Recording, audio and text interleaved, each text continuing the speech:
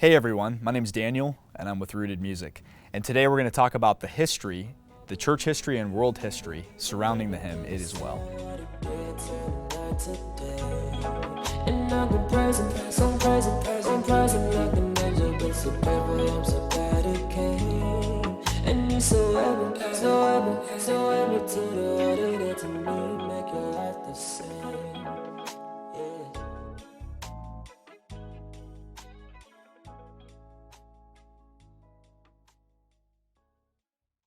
It Is Well was written by Horatio Spafford shortly after the Second Great Awakening and during the Third Great Awakening.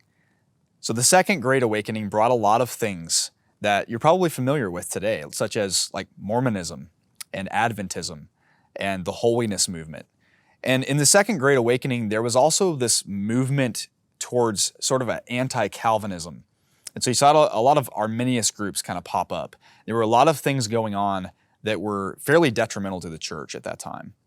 And then the Third Great Awakening, which is during the time that It Is Well was written, also had a lot of things going on, such as Darwinism, Marxism. Karl Marx and Charles Darwin were both men that were pushing their social agendas and pushing their agendas and philosophies to the world through books and other media. And so what we saw happening even then, outside of the church world, was this shift of thought and philosophy. And honestly, even organized racism came out of a lot of that.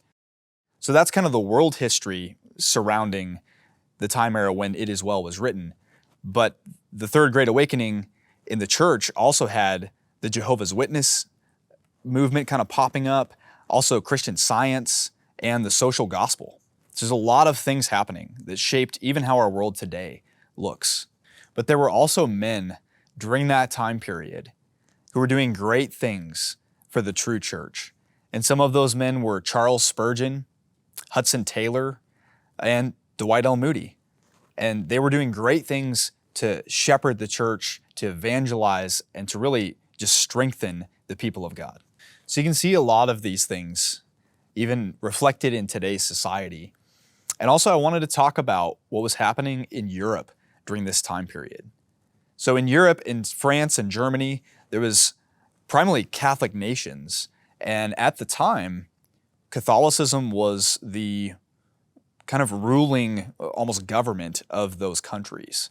But what happened was there continued to be a growing persecution of Catholics and religion in general.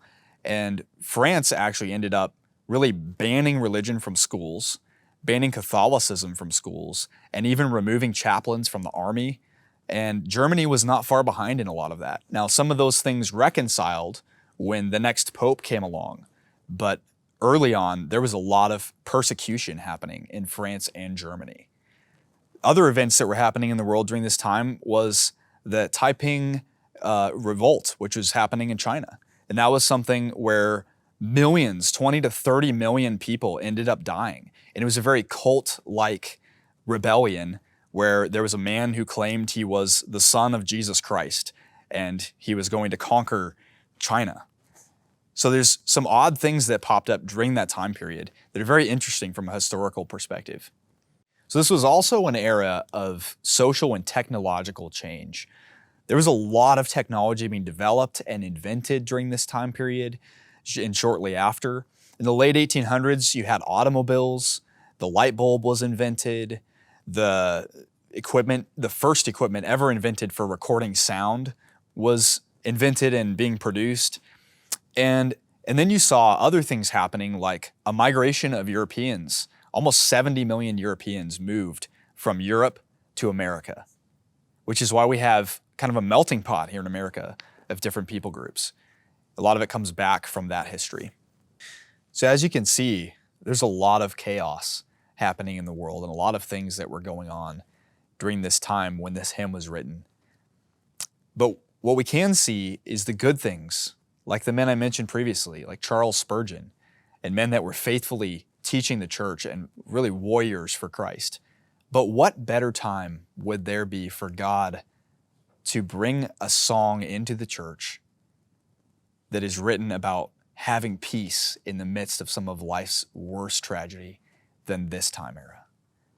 And I get such great comfort from knowing that's something that God, in his sovereignty, brought to the church during this time through Horatio Spafford.